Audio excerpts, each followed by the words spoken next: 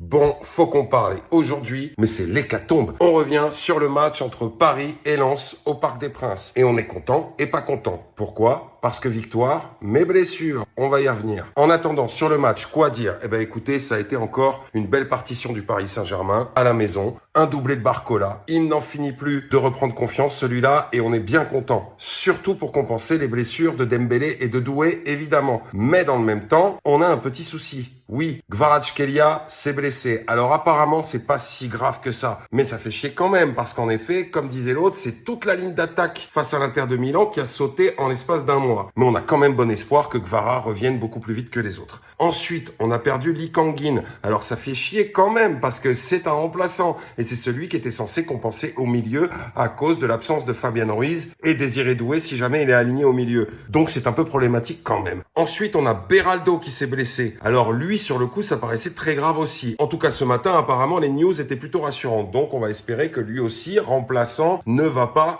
avoir une absence de longue durée. Mais c'est quand même moins problématique que Dembélé, Doué ou même Kvara maintenant. Je vous épargne la lecture de plusieurs vidéos YouTube que j'ai vu popper. Est-ce que les blessures du PSG sont logiques ? Oui, elles sont logiques compte tenu de notre calendrier. Et oui, c'est logique aussi que des remplaçants se blessent. Tout simplement à cause du manque de match, du manque d'enchaînement et du manque de rythme. Ça paraît assez logique quand même. Donc après, les Lensois, respect à eux, ils ont essayé quand même un peu de développer du jeu, mais Chevalier a fait les bons arrêts qu'il fallait. La défense a quand même été hyper OP. Beraldo, avant qu'il se blesse, il avait fait un très bon match. Donc il n'y a rien à dire sur la défense. Maintenant, il est sûr que vu la semaine qui s'annonce avec la réception de l'Atalanta au Parc où je serai et le déplacement à Marseille dimanche, il est vrai qu'on a quand même perdu pas mal de joueurs. Mais moi, personnellement, je reste confiant pour ces deux rencontres. On a prouvé l'année dernière qu'on était une équipe solide, qu'on était une équipe qui était un véritable groupe. Donc, je ne vois pas pourquoi Luis Enrique ne trouverait pas des solutions pour ces deux matchs. On n'est pas face à des énormes adversités. Donc, avec un peu de remaniement tactique, normalement, on espère trouver des solutions pour affronter ces deux équipes. En tout cas, on y compte bien. Les gars, comme vous le savez, Marseille, il faut pas se rater. L'Atalanta,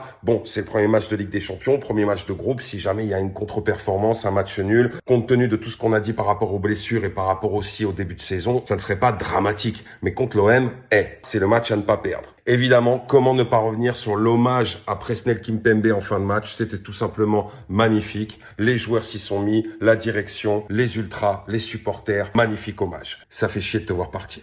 Abonnez-vous, likez, partagez la vidéo. N'hésitez pas à vous exprimer en commentaire. Et évidemment, comme vous le savez, Forza Paris!